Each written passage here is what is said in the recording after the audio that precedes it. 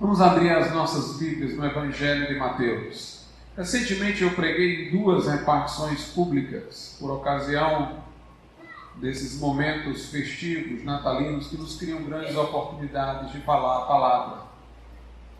Em ambas eu me referi a assuntos diferentes e o fiz de improviso, mas eu falei coisas tão maravilhosas, nas quais eu me pus como ouvinte delas também, porque me vieram na hora que eu resolvi juntar as duas coisas que falei para compor uma única mensagem nessa noite.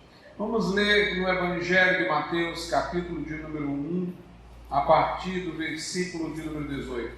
Evangelho de Mateus 1, a partir do versículo de número 18.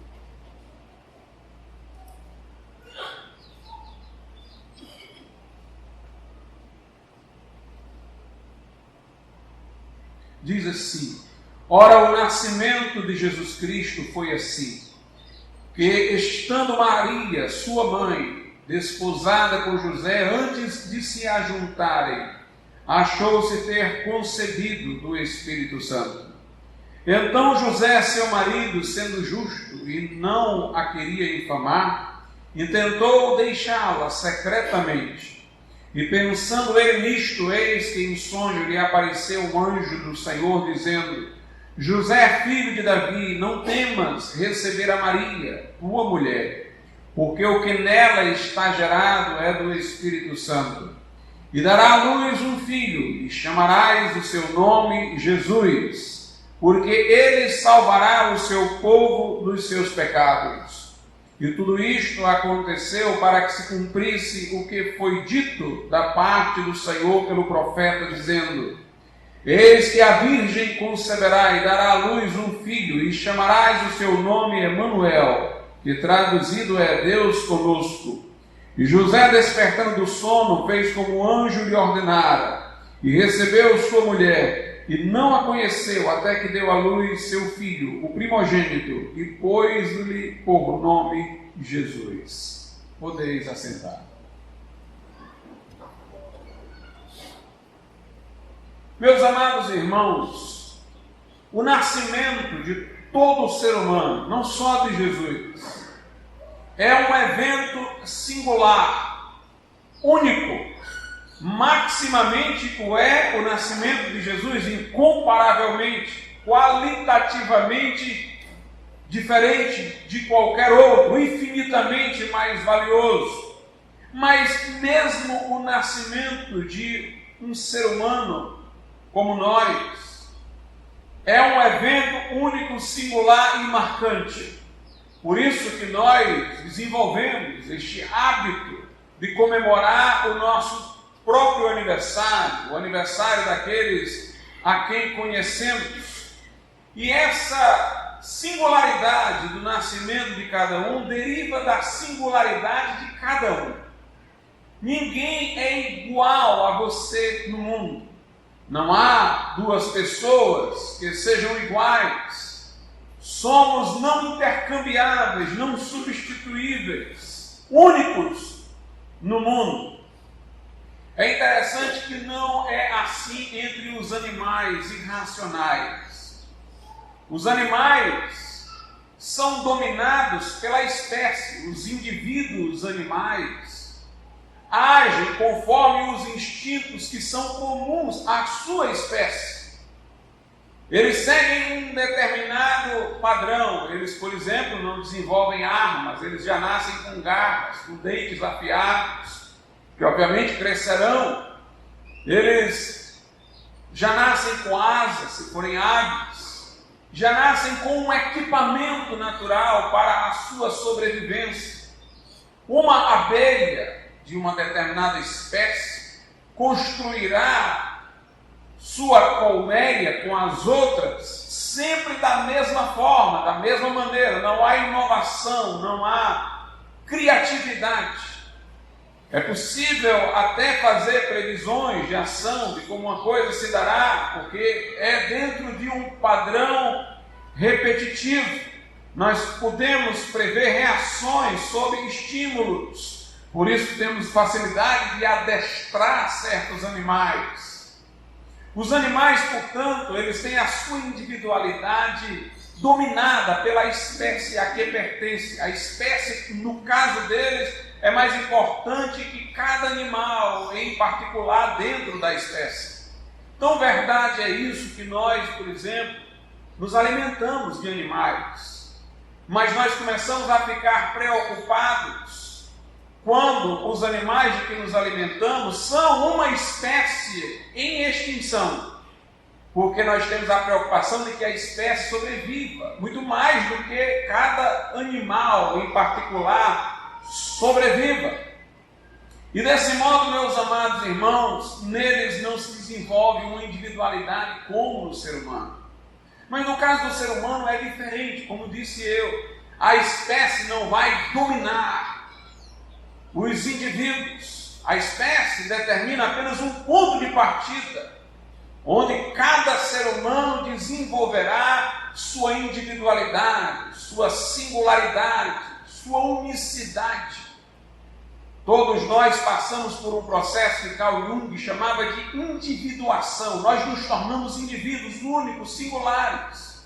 Somos criativos, inventamos. Por isso, numa geração, nós encontramos coisas que não eram perceptíveis em outra geração. E cada pessoa, como disse eu, não apenas gerações de homens, mas cada pessoa é original, é singular e tudo mais. Então, o nascimento de cada ser humano é um evento único. Ainda que duas pessoas tenham nascido no mesmo dia, elas não são a mesma pessoa. Essa já é uma coisa impressionante. Eu acho que já passou pela mente de todo mundo esta reflexão, esta meditação. Ninguém é como eu. Ninguém é idêntico a mim. Eu sou único no mundo. É por isso que o ser humano tem dificuldade de acreditar, mesmo não sendo cristão, que no último suspiro tudo finda, de que morrendo sua identidade, sua personalidade não continua, ele a considera maravilhosa demais para que desapareça, não substituível por outra, e portanto se ele desaparecer não haverá mais ninguém como ele na face da terra. Isso é que tem alimentado especulações mesmo naqueles que não têm a revelação da palavra sobre uma subsistência pessoal no pós-morte. Jesus, portanto, como pessoa humana, antes de nós considerarmos sua divindade, era único. Era uma pessoa singular, como cada um de nós o é, e o seu nascimento, portanto, foi único. Mas para além disso, Jesus nasceu por obra do Espírito Santo. Ele nasceu de uma maneira diferente de todos nós. É interessante que nós vamos aqui graduar até chegarmos ao máximo a individualidade de Jesus. Eu comecei dizendo que ele é singular e único simplesmente por ter vindo como ser humano, como pessoa humana, porque não há duas pessoas humanas iguais. Por isso que os nossos nomes são tão longos, né? O meu nome é Glauco Barreira Magalhães Filho. É muito difícil alguém ter um nome como eu. É igual ao do meu pai até a última palavra, que aí nela eu me distingo dele. Naquela época de Jesus, as pessoas costumavam ser chamadas por um nome só, inicialmente. Por exemplo, o nome de Jesus qual era? Jesus. Mas depois vinham outros nomes para diferenciar. Hoje nós já temos um nome longo. Naquele tempo não, as pessoas tinham múltiplos nomes. Se não fosse reconhecida por um, aí se acrescentava o segundo. Se você dissesse, é o João, que João? O João, que também é chamado assim, vinha um segundo nome para identificar. Jesus é o nome humano do Filho de Deus encarnado. Quem lhe pôs esse nome foi José, embora por orientação do anjo. É o nome histórico dele, não é o nome eterno de Jesus. É um nome que lhe foi dado quando veio à terra. Significa Jeová salva. O Senhor salva. Aliás, o nome Josué no Velho Testamento equivale ao nome de Jesus. Esse nome era conhecido. A Bíblia fala num tal de Bar Jesus, lá no livro de Atos. Mas vocês notam que logo no momento em que se fala que o anjo disse a José para pôr o nome de Jesus e que José pôs o nome de Jesus, se diz que ele seria chamado também de Emanuel, que quer dizer Deus conosco. Já é o segundo nome para diferenciá-lo de qualquer outro que tivesse o nome de Jesus. Nós o chamamos Jesus Cristo. O Cristo que foi um título, se lhe acrescentou ao nome, porque naquele tempo todo nome era título. O próprio nome Jesus é um título, o Senhor salva. Aqui em Mateus 2,23 diz: e chegou e habitou numa cidade chamada Nazaré, para que se cumprisse o que fora dito pelos profetas, ele será chamado Nazareno.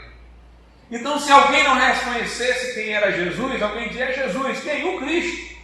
Mas que Jesus Cristo? O Nazareno.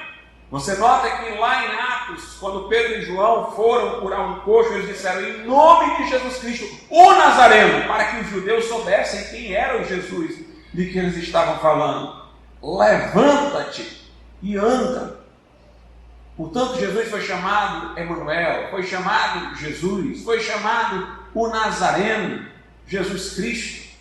E na eternidade nós iremos conhecer Jesus até com outro nome que ainda não nos foi revelado, conforme o livro de Apocalipse, capítulo de número 3, verso 12, que diz assim: a quem vencer, Jesus quem fala, eu o farei coluna no templo do meu Deus, e dele nunca sairá, e escreverei sobre ele o nome do meu Deus e o nome da cidade do meu Deus, a nova Jerusalém que desce do céu, do meu Deus, e também o meu novo nome.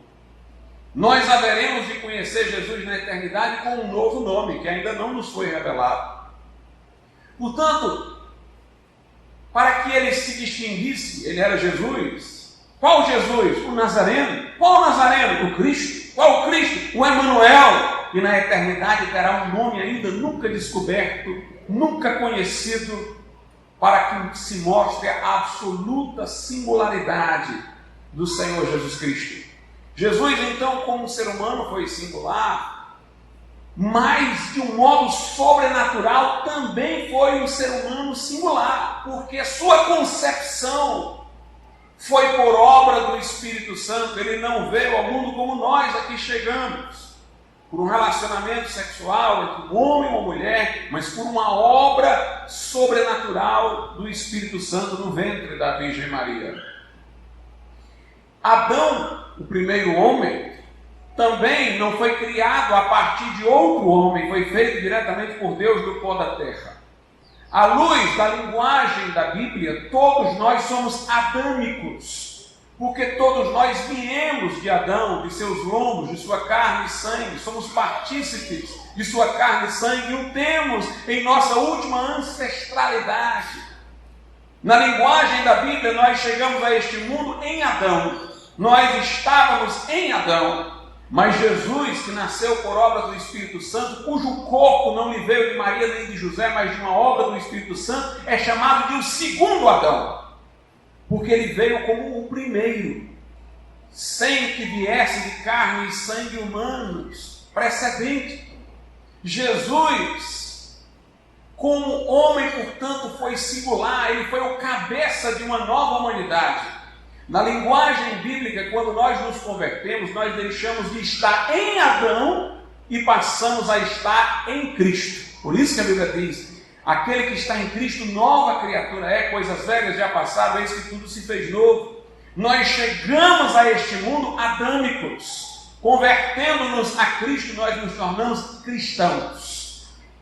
Viemos a este mundo partícipes do legado, da maldição, da queda, da corrupção que sobreveio a Adão quando ele transgrediu. Mas aceitando Jesus, nós nos tornamos herdeiros de Deus e co-herdeiros com Cristo, somos adotados como filhos de Deus, passamos a estar em Cristo.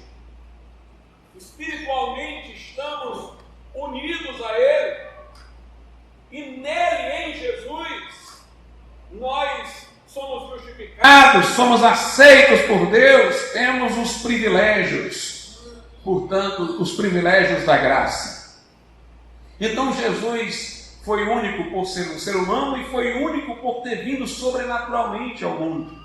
Ele é o segundo Adão, o último Adão, ou seja, ele é um princípio de nova humanidade. E Jesus também é único porque é Deus. Todos os seres que há, eles têm, normalmente, representantes individuais da espécie. Por exemplo, nós pertencemos à espécie humana. Todos nós somos humanos, embora cada um de nós seja um indivíduo humano distinto. Mas Deus não tem espécie. Os pagãos julgavam que existia uma espécie chamada Deus. Aí eles falavam em vários deuses que pertenciam a essa espécie. Mas para nós que cremos na Bíblia, que somos monoteístas, só existe um Deus. Então Deus é a espécie e o indivíduo. Em Deus, a espécie e o indivíduo é uma coisa só. Não existe uma espécie da qual participam várias individualidades, vários deuses. Por isso que na linguagem da Bíblia não é Deus apenas um ser, mas é o ser através do qual todos existem. A Bíblia diz que nós nos movemos, existimos e respiramos em Deus. Deus é a fonte do nosso ser. Mas o próprio Deus não é alimentado por nenhuma fonte que lhe seja anterior. E Deus não pertence a uma espécie, não veio por reprodução, é único. E Jesus Cristo é Deus. Ele era único por ser humano, como qualquer um de nós. Ele era único por ser humano, como qualquer um de nós. Ele era único pelo modo como veio a este mundo como ser humano, por obra do Espírito Santo. Isso o tornou isento do legado de Adão. Ele não herdou a natureza caída, ele não herdou a maldição. Se ele morreu na cruz em nosso lugar, foi fazendo-se ele mesmo a maldição por nós. Mas Jesus foi um homem singular e foi um homem que veio ao mundo de uma maneira singular. Ele não pecou como nós. Também nisso se tornou singular por sua santidade, justiça, retidão. Ele é um homem que nenhum homem foi, porque todos pecaram, destituídos estão da glória de Deus. Mas ele é o justo, ele é o santo, ele é o perfeito, como um homem. E ele é único porque ele é Deus. E não há outro Deus a não ser ele. Deus é o ser, por definição, absolutamente único. Eu lembro-me de uma expressão de C.S. Lewis, onde ele dizia o seguinte, que os intelectuais de sua época, ateus, incrédulos, ou mesmo de uma religiosidade fluida, sim, mais de Deus como uma força cósmica e coisa do tipo, diziam para ele assim, Deus é tão vago, como se fosse uma espécie, um gênero. Ele é tão vago, que as nossas palavras são concretas demais, específicas demais para revelá-lo. Aí C.S. Lewis dizia, é o contrário. Deus é tão individual, como nós nunca vimos um ser individual. Ele é tão único, ele é tão singular, que nossas palavras é que são vagas demais para falar dele. Porque ele é absolutamente único. Deus é absolutamente único. E este Deus inconfundível, não substituível, não intercambiável, fez-se um homem singular e único, vindo ao mundo de uma maneira singular e única, procedendo enquanto homem de um modo singular e único. O seu nome será chamado Emanuel, que quer dizer Deus conosco, porque ele é Deus. Jesus, irmãos, portanto, foi alguém incomparável. O seu nascimento já é um nascimento incomparável, porque é o nascimento de alguém incomparável, infinitamente incomparável.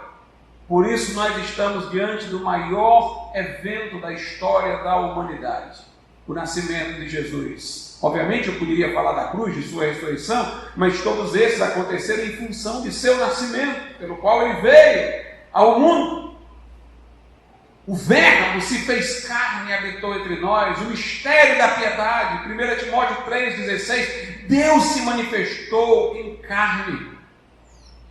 João diz para aqueles que creram nele, e vimos a sua glória, porque os que não creram só viam o filho do carpinteiro, só viam o homem que morava em Nazaré, mas os que tiveram fé ao olhar para ele, viram, como João diz, nós vimos a sua glória, como a glória do unigênito do Pai, cheio de graça e de verdade. Cheio de graça e de verdade. Sim, Jesus é singular. E Jesus veio, meus irmãos, para buscar e salvar o que se havia perdido. O seu nascimento nos era necessário para a salvação. Algumas pessoas dizem: nós éramos tão merecedores do amor de Deus assim, que Jesus tivesse vindo feito homem. Não. Nós não éramos merecedores. Ele não nos amou porque éramos dignos do seu amor. Ele nos amou para nos fazer dignos. Na verdade, Jesus nos amou tanto, ou Deus nos amou tanto ao ponto de enviar Jesus, não porque eram grandes os nossos méritos, mas porque era grande a nossa necessidade. Estávamos tão enrascados que não podíamos salvar a nós mesmos. Estando perdidos, não sabíamos o caminho de volta.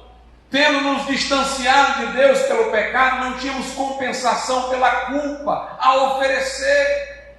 E, portanto, estávamos irremediavelmente perdidos se Deus não fizesse algo. Mas a boa notícia é esta. Como disseram os anjos, eis que anunciamos novas de salvação.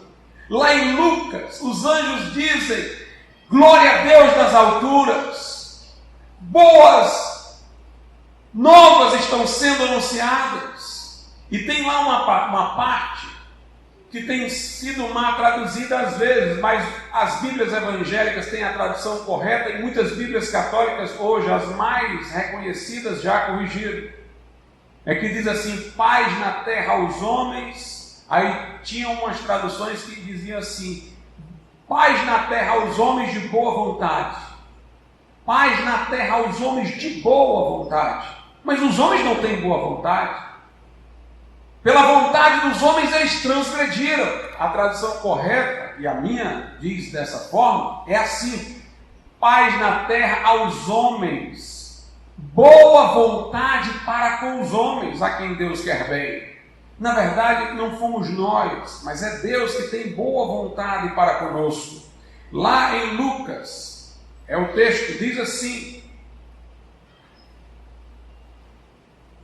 Lucas no capítulo 2, verso 14. Veja como os anjos se pronunciam. Vou ler o 13 e o 14.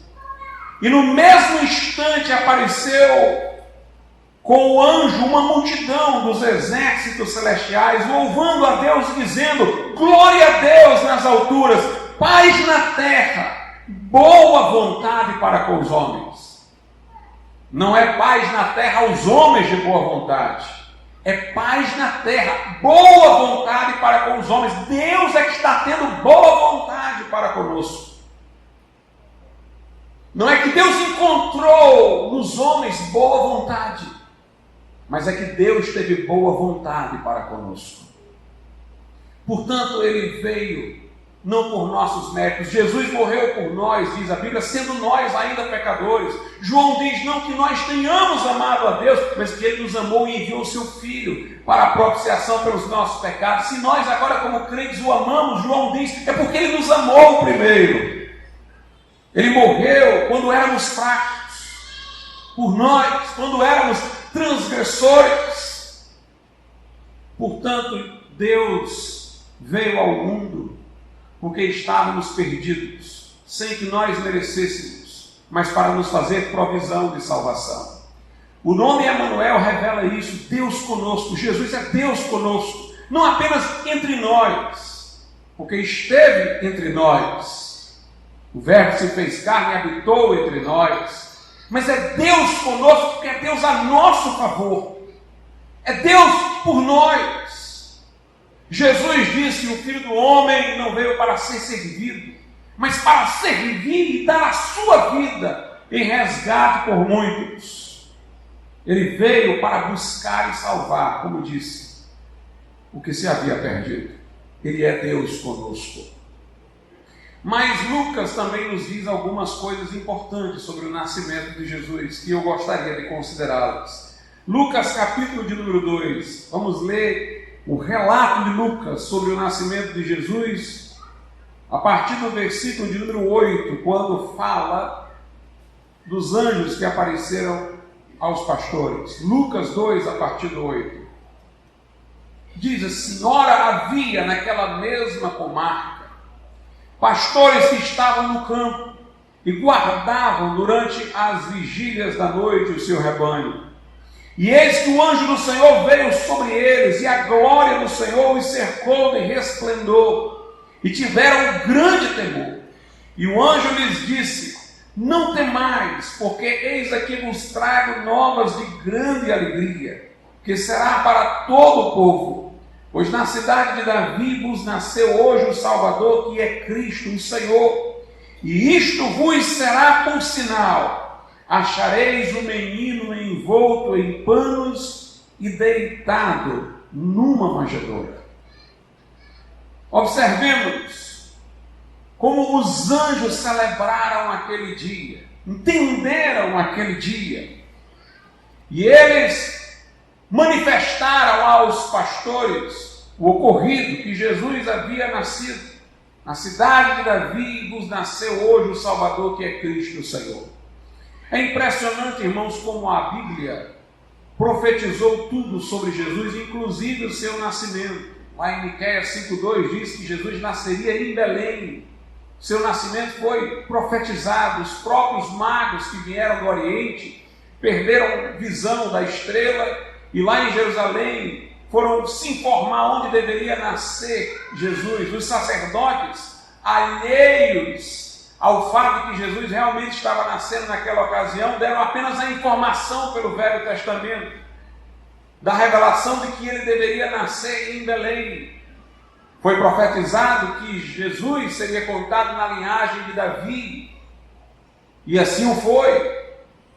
Jesus nasceria, portanto, meus irmãos, em Belém, nasceria da linhagem de Davi. Tudo isso se cumpriu, para não falar de sua entrada em Jerusalém mais adiante, em um jumentinho, de sua crucificação, rejeição, abandono pelos discípulos, traição por Judas Iscariote por 30 moedas. O Velho Testamento dizia o quanto Judas receberia pela traição, e portanto nós vemos que Jesus também nisso é singular, porque foi profetizado, porque foi anunciado, é o desejado das nações, ainda que as nações não o saibam.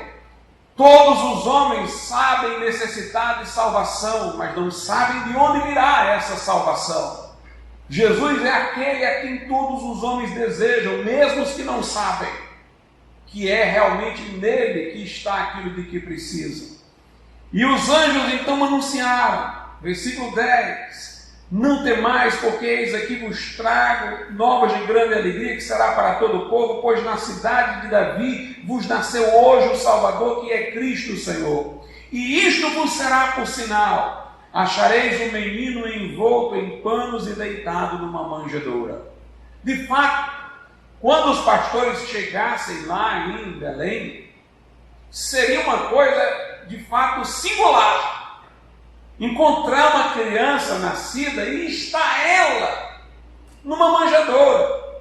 Não era comum se ver isso. Portanto, este sinal era distintivo para os pastores identificarem qual era a criança que cumpria essa profecia que estava sendo anunciada pelos anjos. E como Jesus foi nascer numa manjedoura? A Bíblia diz que havia um recenseamento, e cada um deveria voltar à sua terra natal para ser cadastrado nesse recenseamento. José e Maria foram até Belém por conta disso, por conta desse recadastramento feito pelo Império Romano. E quando eles voltaram a Jerusalém, foram a Jerusalém, de onde eram, a Bíblia diz que eles procuraram estalagens, hotéis, pousadas, para ficar. E muito embora Maria estivesse grávida, que seria um motivo de sensibilidade da parte dos que tinham estalagens, hospedarias, não encontraram Maria e José acolhida. Não houve lugar para eles. Lucas 2, versículo de número 7. E deu à luz a seu filho primogênito, e envolveu em panos e deitou numa manjedoura, porque não havia lugar para eles na estalagem. Interessante como Jesus, apesar de ser único, singular, conforme tudo quanto eu falei, ele já nasceu rejeitado por este mundo. Se alguém sabe o que é rejeição, esta pessoa é Jesus. Começou pelo fato de quando o Espírito Santo lhe ter feito surgir como criança no ventre de Maria, José, que não sabia de que esta concepção era sobrenatural, quis deixar Maria. Estranhou, ele ainda não tinha se ajuntado com ela, muito embora estava comprometido. Estranhou o fato de ela lhe aparecer grávida. Ele não a quis difamar, infamar, lhe trazer má fama. Por isso não deu notícia pública de que ela estava grávida, mas quis fugir, porque não quis manter o seu compromisso, não sabia de onde lhe viera aquele filho. Os psicólogos têm dito que a rejeição que sofre a mãe, a criança também sente. E se a rejeição for a criança, mesmo estando ela no ventre, ela de alguma maneira sente através da mãe. Porque quando a criança é rejeitada, a mãe se sente rejeitada. E quando a mãe se sente rejeitada, a criança se sente rejeitada. Há uma grande simbiose entre a mãe e a criança no ventre. Então, muito embora José não tivesse culpa, não estivesse praticando um ato perverso, por quanto ele não sabia dos fatos, a sensação de rejeição que Maria sentiu, Jesus também sentiu. Mas logo o anjo apareceu a José em sonhos, mandou que voltasse, recebesse Maria, e ele o fez. Mas ao nascer Jesus, nós já vemos outra rejeição. Estando Maria prestes a dar à luz, José procurou estalagem, procurou hospedaria, para que pudesse acomodá-los, para que ela pudesse dar à luz em situação mais tranquila, mas as hospedarias se negaram. Estamos ocupados, não há espaço. E Jesus nasceu numa manjedoura, num espaço que pertencia aos animais. Que coisa curiosa! Os animais é que deram a Jesus o seu espaço e não os seres humanos. Ele nasceu numa manjedoura. E se nós observarmos a vida de Jesus por inteiro, é renúncia, é abandono. Quando ele fez-se homem, a Bíblia diz lá em Filipenses que ele já esvaziou-se de sua glória e tomou a forma de servo. Subsistindo em forma de Deus, não levou em conta ser igual a Deus, mas esvaziou-se a si mesmo e tomou a forma de servo. Fez-se homem, já humilhou-se. E quando ele veio à terra, embora sendo Deus, nasceu numa manjedoura. Não lhe houve lugar na estalagem. Inicialmente foi recusado por José, que seria o seu cuidador, que cumpriria o papel humano de pai. Jesus, meus irmãos, quando começou a pregar, foi recusado pelos fariseus e pelas autoridades religiosas. Jesus foi rejeitado pelo Império Romano, crucificado. E para quem acha que é só isso, os seus discípulos o abandonaram. Pedro o negou 3 vezes. Um dos discípulos o traiu. Aquele a quem ele confiava a bolsa.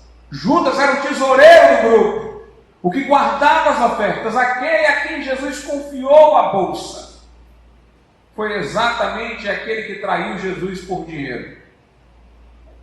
Então Jesus conhece o que é a rejeição, conhece o que é o abandono.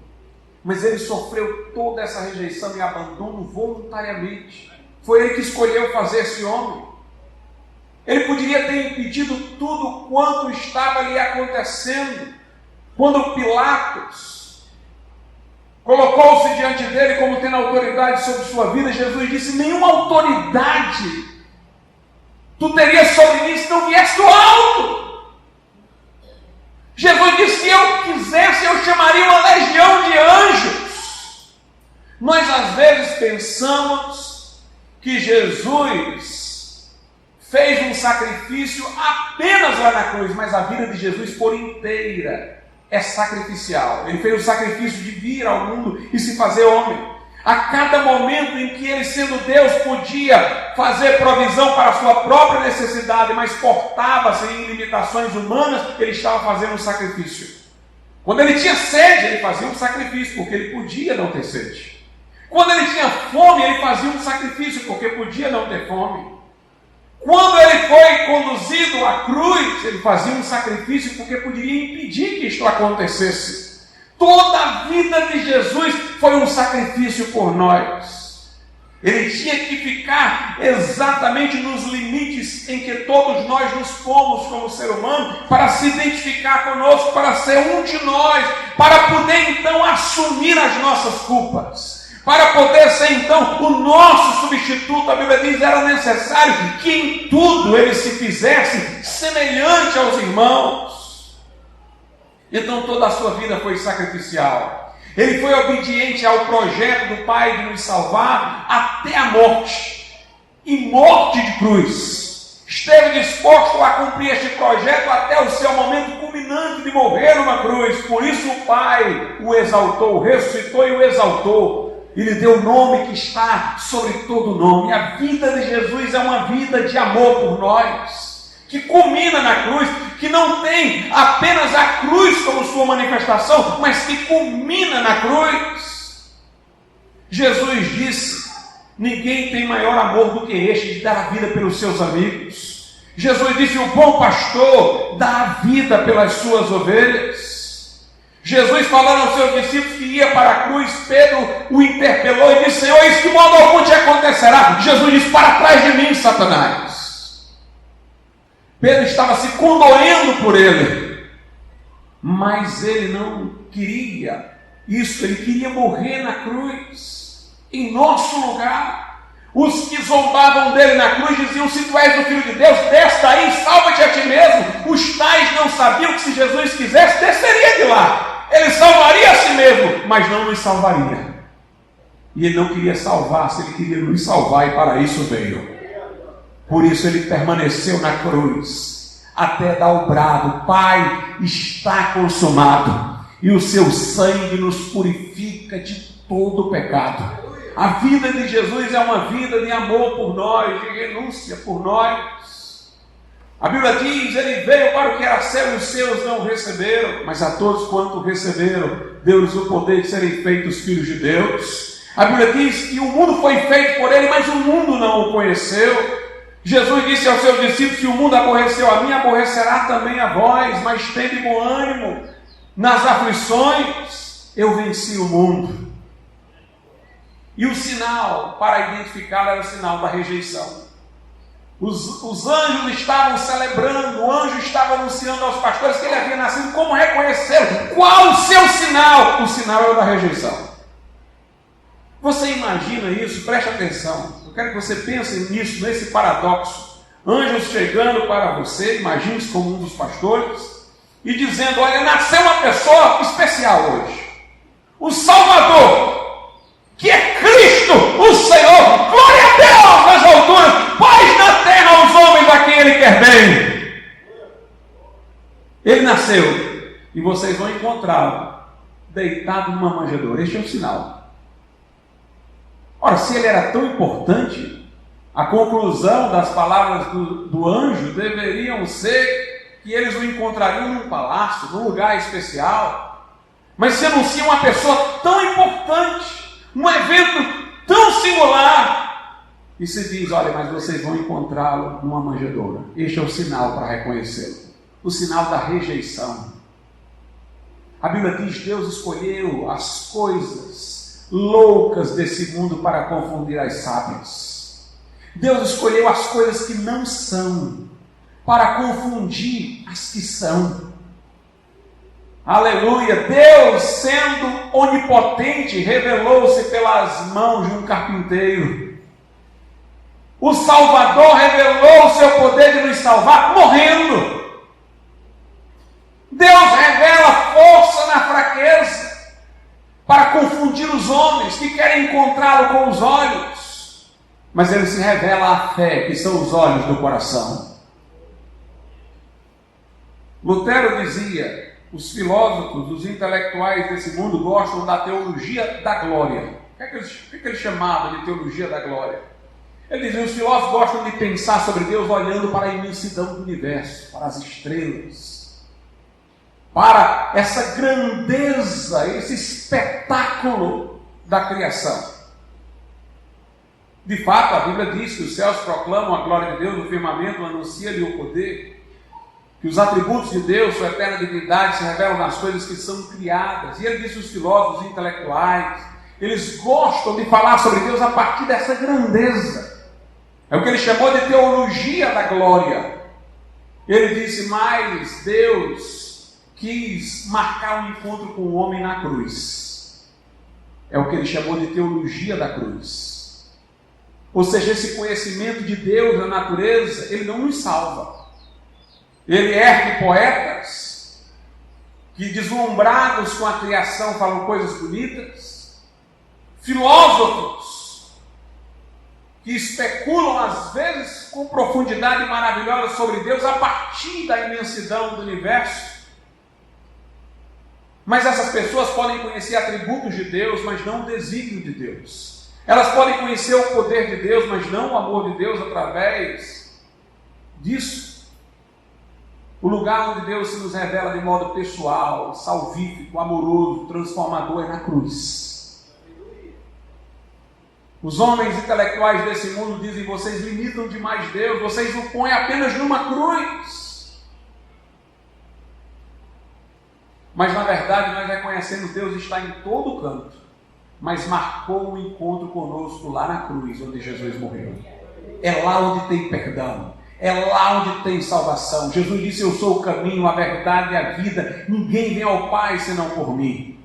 Há muito tempo atrás, aliás, não muito tempo atrás, desculpe, não muito tempo atrás, antes desses ataques terroristas dos islâmicos, antes de haver bombardeamento das Torres Gêmeas, essa tensão com o Oriente Médio, professores intelectuais na faculdade falavam bem do islamismo.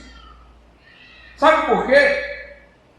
Porque eles diziam o seguinte: o politeísmo e o islamismo são mais ecumênicos, o cristianismo é exclusivista.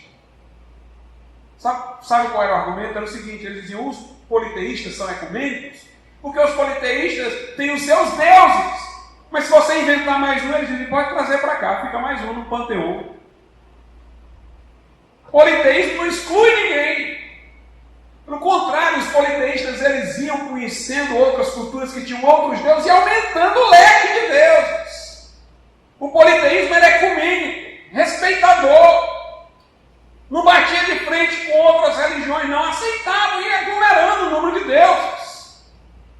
E os islâmicos, eles diziam que tinham um espírito ecumênico, porque o Deus do Islã, assim como o Deus do judaísmo, não tem rosto, é invisível, espiritual, creio num só Deus. Mas como ele não se encarnou, não tomou forma, não se especificou, eles diziam: nada impede que eu diga que o Deus dos judeus é o mesmo Deus islâmico. Eles divergem em concepções, mas é o mesmo Deus, é um ser espiritual, o único, tem a mesma concepção. Dá para negociar. Mas aí eles atacavam o cristianismo, e o cristianismo é exclusivista, porque o cristianismo deu um rosto para Deus. Deus estava em Cristo reconciliando consigo o mundo. Por isso que as pessoas, irmãos, até aceitam dizer que Jesus era um bom mestre, que Jesus era um bom filósofo, enviado de Deus, um profeta de Deus, como dizem os muçulmanos. Eles querem manter a ideia de Deus distante, sem rosto, para poder no final dizer: bem, nós discordamos sobre coisas pontuais, mas Deus é o mesmo. Mas a partir do momento que eu digo Jesus é Deus, aí Deus toma um rosto. Então não pode ser o mesmo Deus dos muçulmanos. Se ele é o único Deus, todo o politeísmo cai. De fato, irmãos, a mensagem cristã é exclusivista. Nesse sentido, Jesus disse: ninguém vem ao Pai senão por mim. Atos 4:12, Pedro diz que em nenhum outro há salvação, porque debaixo do céu nenhum outro nome há dado entre os homens pelo qual devamos ser salvos. Jesus disse que quem não é por mim é contra mim, quem comigo não ajuda, espalha. Já no anúncio do seu nascimento foi dito a Maria, ele será motivo de contradição entre os homens. Jesus disse, eu não vim trazer a paz, eu vim trazer a espada, a divisão. Daqui a pouco vou ficar filho contra pai, pai contra filho. Ele não queria dizer que um crente ia perseguir os outros, mas que os outros iam perseguir os crentes. Porque o crente não vai transigir, não vai negociar a sua fé. E de pregar o evangelho a toda criatura. Quem crê e for batizado será salvo. Quem não crê está condenado. Essa é a mensagem cristã. Jesus é Deus. Nós só reconhecemos o Deus triuno que se revelou na pessoa de Jesus. E o sinal é a sua rejeição, para indicar por que ele veio. Ele veio ser rejeitado, mas por nós. Ele disse, minha vida ninguém me tira de mim. Eu é quem a dou para tomá-la de volta. Lá naquela cruz, Jesus deu a vida por nós. Se surpreenderam os que o tiraram da cruz, que ele tivesse morrido tão rápido. Achavam que deveria ter passado mais tempo para ele morrer. Mas é que ele não morreu na hora previsível, ele morreu na hora que ele quis morrer. Ele disse, Pai, está consumado, terminei, agora eu entrego o meu espírito, e morreu quando quis. Deu a sua vida na hora que quis, por amor de nós, porque ninguém poderia tirar a sua vida. Ele é quem livremente a deu, se entregou por nós. Quer encontrar Jesus? Quer encontrar Deus? Você não vai encontrar nas estrelas, nas catedrais, não Deus Salvador. Você vai encontrar naquele que estava rejeitado lá na cruz, sangrando por você. O seu sangue tem a remissão de pecados, seus braços abertos têm um acolhimento, suas palavras são de perdão. Vem a Ele, entrega teu caminho ao Senhor, confia nele e o mais Ele fará. Vamos ficar aqui. Convido o irmão Fabiano e a irmã Fabiana que vão cantar ao Senhor neste momento.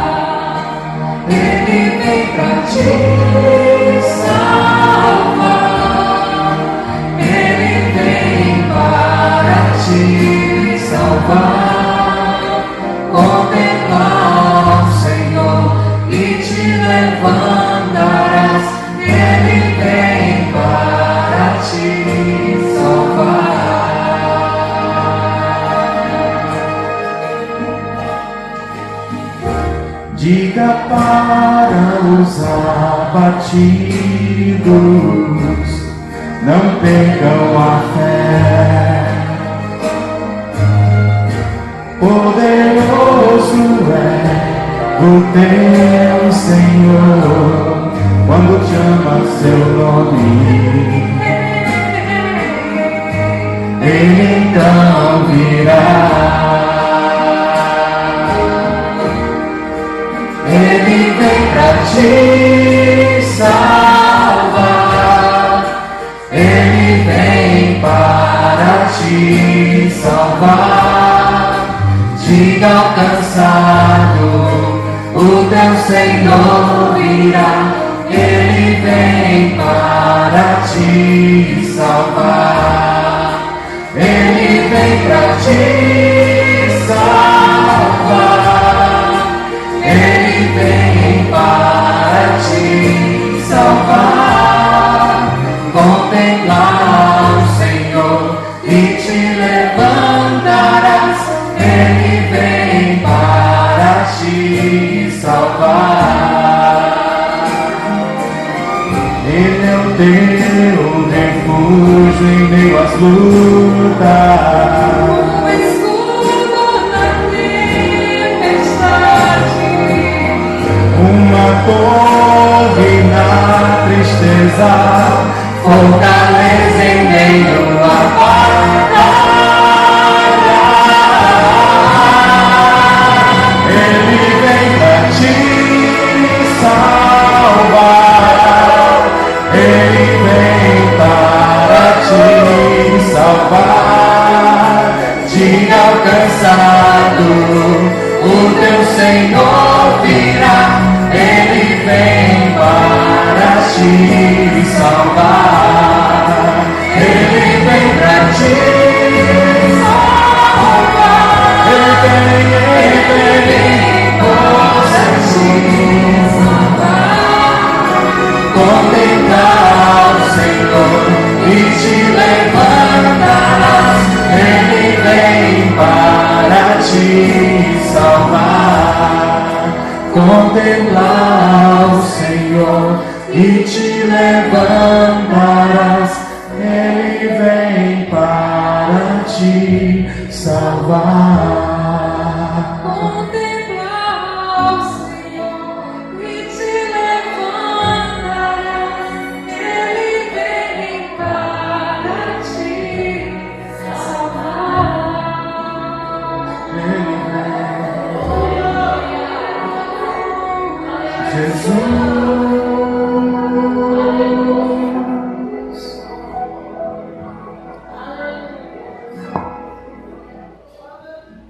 Santo Deus e Pai, que venha, meu Deus, contrição, arrependimento, que venha, meu Deus, a fé pela qual nos agarramos às Tuas promessas, aos corações de muitas vidas nessa noite.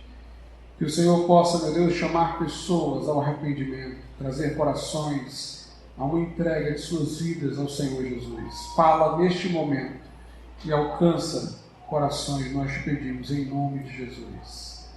Amém. Nessa noite eu gostaria de perguntar: quantas pessoas nesse lugar dizem, pastor, eu quero entregar nessa noite a minha vida a Jesus. Eu entendi agora plenamente porque Ele veio, porque Ele fez por mim. E eu quero me arrepender dos pecados pelos quais tenho me distanciado dEle. E eu quero entregar o meu coração a Cristo. Eu quero que Ele mude a minha vida. Perdoe os meus pecados, me traga salvação. Levante a sua mão e nós vamos orar por você. Onde está nessa noite a primeira pessoa que quer entregar o coração, a vida ao Senhor Jesus? Talvez haja alguém aqui que esteja desviado, desviada dos caminhos do Senhor, e você quer se reconciliar com Deus. Você pode levantar também sua mão nesse momento. E nós iremos hoje aqui orar por tua vida. Entrega teu caminho ao Senhor, como diz a palavra. Confia nele e o mais Ele fará. Você pode sair daqui do jeito que chegou, mas você pode sair daqui uma pessoa que encontrou Jesus como Salvador de sua vida. Não basta que nós acreditemos nele por força de uma tradição, de uma cultura cristã, de uma herança familiar. É preciso que nós confiemos a ele as nossas vidas e o chamemos para governá-la e trazer tudo o que ele planejou para nós. Levante a sua mão e nós iremos orar por tua vida nessa noite. Podeis assentar, irmãos. Os que tiverem avisos nesse momento, com a oportunidade, nós queremos dar boas-vindas a todos os irmãos e irmãs de diversas igrejas que nos visitam. Quer vir? Amém. Temos ali o Serginho, sua esposa estão vindo, graças a Deus. Vamos orar por suas vidas. E se houver mais alguém nessa noite que quer entregar o coração a Jesus, pode vir. Vamos ficar de pé, irmãos, para orar por eles. Graças a Deus. Se houver mais alguém que queira se reconciliar com Deus, aceitar a Cristo por Salvador, saia do seu lugar e venha, em nome de Jesus. Santo Deus e nosso Pai, nós te damos ações de graças e louvor nesse momento, por essas duas vidas, ó Pai, que estão diante de Ti, meu Pai, num ato de entrega, de decisão, de confiança em Jesus Cristo como Salvador. Traz, meu Deus, o perdão para os pecados, através do sangue que molhou o lenho da cruz. Traz, meu Deus, paz contigo. Traz, Senhor, um novo coração, uma mudança, um novo nascimento, uma transformação de vida. Assegura-lhes do íntimo, pelo testemunho do Teu Espírito Santo, a vida eterna. Escreve, meu Deus, seus nomes no céu e ser com eles a cada passo da jornada, para que te sigam, te sirvam, te amem, Pai, para todo sempre. Em nome de Jesus. Amém, Senhor. E amém. Glória a Deus. Deus abençoe, Senhor. Deus abençoe. Podeis assentar.